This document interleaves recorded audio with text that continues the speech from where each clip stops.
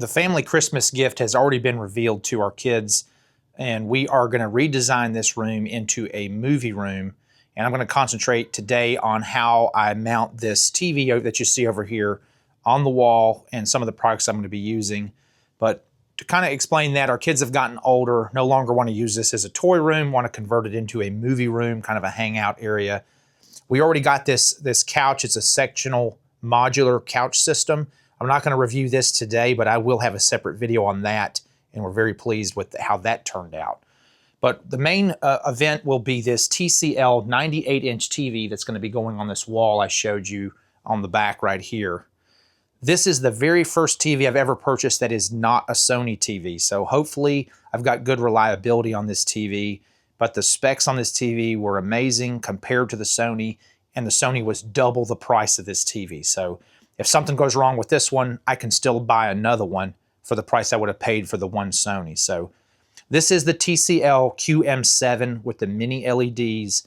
I'll do more about that. I've got it positioned. This is the back of the TV because I've got to put this mounting bracket on the back of the TV first so I can get my measurement of what's going to happen here on the wall. So I will go into more detail as we're doing that. It's replacing, this is one of our first TVs we had at our old house. We just put it up here. It's a 46-inch Sony. It's definitely older technology, not a smart TV. It'll be replacing that. I do not have a surround sound system planned just yet. I'm looking at different options, but this is an older Sony tower speaker system that had the amplifiers built in. That won't be part of the new TV installation, and neither will this console here. But to kind of show you just a few of the products, I am using this Sanus mounting system. I'm only going to go with tilting. I would have done an articulating system, but this TV weighs about 150 pounds. So I really didn't want to have this TV articulating out at 150 pounds, even though this is a 300-pound mount. And I'm going to do a lot of bracing behind the wall. The good thing is I do have access behind the wall through the attic. So if you don't have access like that, highly recommend you better follow these instructions completely, because this is a heavy TV if you're going to try to mount a 98-inch TV. This mount is designed for 300 pounds. TV's about 150. So I wanted to go a little bit overboard and spend a little bit of money on that mount, making sure I got a good quality mount. So another thing that I do, I've already done this on our other TVs downstairs. Since I do have access in the back, this is what they would call a new construction box, but when I cut my hole out, I'm going to add the power outlet up there, and then I'm going to have, for the low voltage wires or anything, HDMI cables or anything need to come through will come through on this side. Down on the bottom side, I'll have a cutout for low voltage where I can have my HDMI cables and things come out. And then I had already had these. I really like these, and I'll have a link to all of this stuff. And these are what I use for my pass-throughs, so I can have HDMI cables or whatever coming through, and they just basically for a data communication style cable. And like I said, I'll have links to that, and then we'll have pictures as we go. Behind the TV, I'm just going to use a regular plug like this, and that's where the low voltage is going to come through, if you could see that box kind of like that. That's the outlet. And then I'm going to put a dimmer in this room, so I like the toggle style dimmers. I know there's more updated style switches, but our house has this kind of switches in it right now, so I'm not redoing the entire house, but it's just got the dimmer here on the side. And this is good for regular bulbs or for LED bulbs, so that's why I'm going to put that one, because I may eventually change the lighting in here. And then just get your common tools, drills, tape measures, stud finder, screwdrivers, all those things. Screws, like I said, the bracing I'm going to do behind there. Since I can get back there, I've just got some wood screws, and I've actually got some framing screws. So as I use those, I'll kind of show you where I'm going. And then I'm using 12-2 wiring to extend the outlet up to the TV. I'm on to unboxing the TV bracket that's going on the wall and on the back of the TV. And again, I'm going to have part numbers in the description, but this is model number VXT7-B2. And this is for a 40-inch to 110-inch size TV up to 300 pounds. And one of the first things, you know, as I unbox this that I already like about this TV mount is they've thought about you when you're going to have to tilt or take this thing off the wall. First thing is these are the brackets that go on the TV.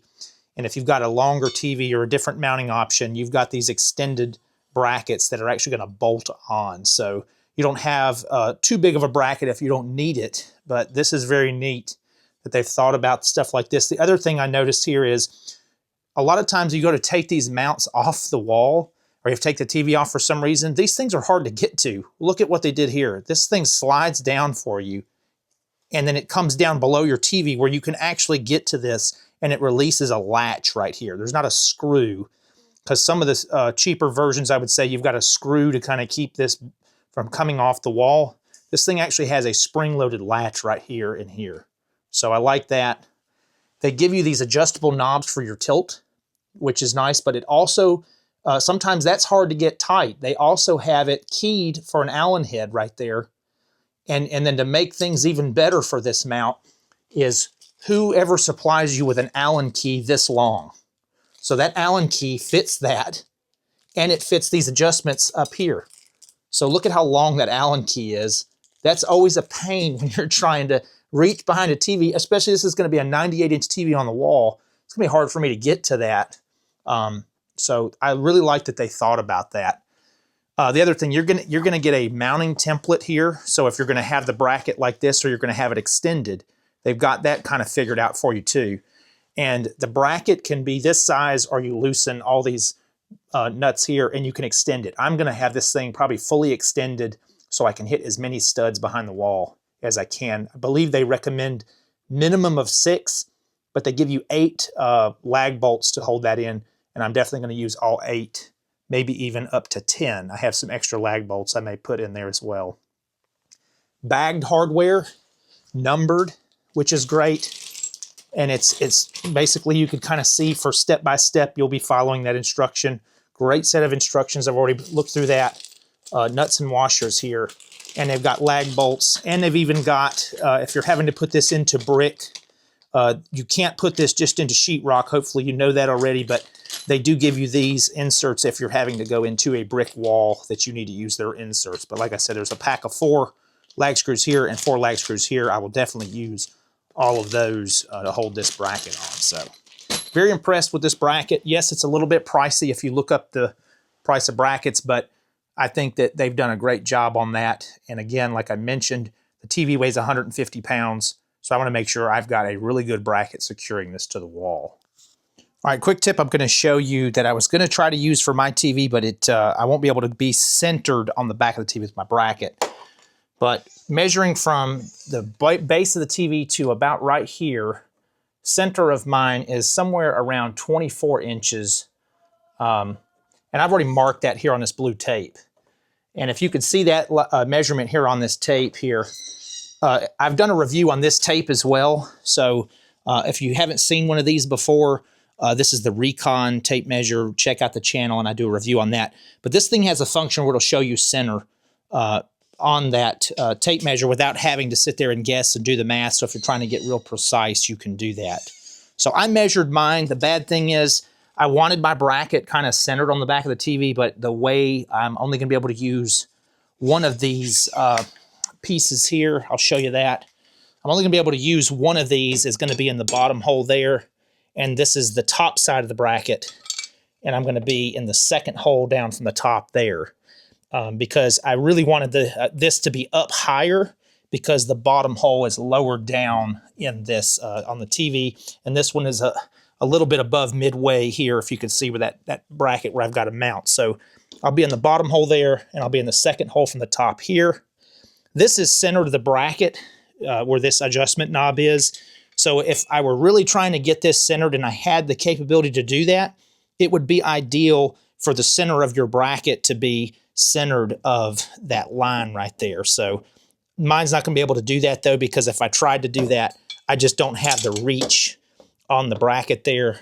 And you know, you gotta have 2 bolt holes attached right there. So that's how mine is going to mount though. But if you could get it centered, that would probably be ideal.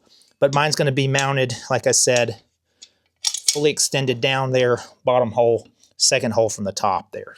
Okay, I've already got one bracket on, and I'm going to show you on the other one what I used to put this on the TV. But important to note too, before you attach these, make sure that your adjustment knob is to the side here, not on the inside. So this is, if I'm looking at the back of the TV, this is the left side, and there's going to be one on the right side. So I did take the factory screws out of these holes, and I'm going to show you, don't reuse these, especially on this TV, because you're going to have to get a little bit extra length because you're going to have to use a spacer, and you're going through that bracket. So you want to make sure, if you have enough clearance, the longest bolt you can use, they discuss in the instructions though, you want to make sure you're not bottoming that bolt out and it's not tightening up the bracket though. So in my case, the next size up is what I'm using to tighten this down. So I am using in the kit, this is the spacer, 5mm spacer. So key to that is when you put your spacer in there, it's going to be hard, it may fall out of there. You don't want it level. If it is level, just level or a little bit beyond the thickness of the plastic sticking out, so you're tightening against the spacer. If the spacer is down inside that insert, there's one more size a little bit smaller, you're not going to be getting a nice tight seal here, and this thing could actually crack the plastic. So make sure that you're using the correct spacer. But for this application, this TV, I'm using the 5mm spacer. No matter what you do, you need to use the washers. I've already put 2 on there. They're on this kit. They're called the M6, M8 washer. So, and then the bolt I'm using, or the screw, is the M8 25mm that they have in here. So these are the ones I pulled out of the TV, a little bit shorter, maybe 1/4 of an inch, maybe a little bit less in length on this 25mm. That might be a 20mm, 25mm here. And you can see with the added spacer, you're going to need that, plus the washer, plus going through the bracket. So that's why I'm using these. The other thing different on the ones in the kit are the head size is bigger. So you're going to have a lot more tightening against this bracket rather than this little smaller head here. Not to say it wouldn't have worked, but going through there, it looks a little short. So that's why I'm going with this one. Like I said, that head diameter is going to give you more clamping force against this. So nothing's going to pull out. A couple of key measurements I've done so far to figure out where the TV is going to be and where I need this bracket. If you can see this on the video, when you go to slide these, you've got to be careful that you haven't slid this past where the mount can attach to it. So for mine, I'm going to give myself a couple of inches here, depending on where I land on the studs, because you may have to shift your TV left or right. And if you're hard against that, you won't be able to shift specifically one side. You do have adjustments right here where you can level up and down. So you want to, I put mine in the center right here. So once I get it on there, I can either go up or down depending on if I'm exactly where I want to be, either leveling it or bringing it down from the ceiling or raising it closer to the ceiling. So like I said here, just don't have this bottomed out so far here that you can't do a left to right adjustment. So you want to have a little bit where you can go either side depending on where your stud layout is. So to figure out where this needs to go on the wall, the measurements I'm using is the top of the TV to the top of the bracket right here. So I'm roughly, I was going to use 23.5, so I'm up just a fuzz. And again, I'm kind of guesstimating where I'm at. And also don't forget, you have some of that top to bottom adjustment here. So if you're off or unlevel on these brackets to begin with, you can get that leveled out. So I'm going to use 23.5 on mine. So I'm going to show you on the wall kind of where I ended up and what I've done up here so far. So if this makes sense to you right here, I have laid out blue painter's tape to figure out the height I have here, or the height I want. So if I could show you that, we put 3 or 4 marks to figure out if we liked a spot better than another. My main constraint is the corner of that TV is going to get close to the ceiling right here. If you don't have a ceiling like that, you probably don't have to worry about it. The other thing I did to help me out is I've got this other constraint where we're probably going to put an entertainment center down here. So this is 30 inches up. Some entertainment centers are taller than that. So I wanted to make sure I had enough space, and all I did there is the blue painter's tape, mark 30 inches up on that piece, 30 inches up on that piece, and run a 1-inch piece all the way across so you know what height you have there. I've already measured my 23.5 from the area that I would like to be up here. So I've measured 23.5 down. I kind of chose this line. I numbered them 0 to 3, and I picked somewhere between 1 and 0 there. So I'm right there, and that is my 23.5 mark here. So that's where the top of my bracket, and I've already put a level on this, where the top of my bracket is. Now I'm going to look for my studs here in a second, and I could mark this 1-inch tape as both sides of my stud so I know where I need to hit that screw. Another thing I did is I did a center line of the room right here. So just so happens I was eyeballing this tape as I was close enough. So I got my center line because I am going to put that bracket center of the room. And like I mentioned, I can get behind my wall and I'm going to add bracing right here if there's not a stud here. So if you can't do that, you want to put the center of your bracket on a stud. And I may, depending on where my studs are, I may still choose to do that myself. So if there's a stud, say right here, I may still shift my center line of the bracket to hit a stud, and then the bracing would be somewhere in other areas, not necessarily this. I definitely want to try to hit 2 of these lag bolts in the center line there. Another little cheat sheet of what I did was this cardboard came with the TV. I cut the cardboard down to the size of the TV so me and my wife could hang this thing up there and take a look at what it's going to look like. All right, I got lucky, and the center line of my room is actually a stud right there. So that's where my bracket is going to go. And if you're ever kind of wondering what is the starting point of where you should be able to find a stud, look for an outlet.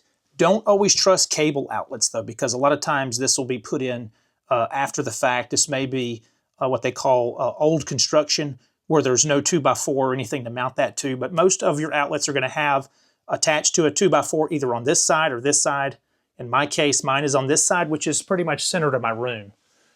The other thing to do is get a good edge finding stud finder. So mine actually puts an arrow, and I go back through this thing like several times, and you can see it puts a red arrow there on the wall for me. So that's where I mark both sides of that stud, because you want to hit center of that stud, especially if you can't get back there and you're not sure, did you hit the center?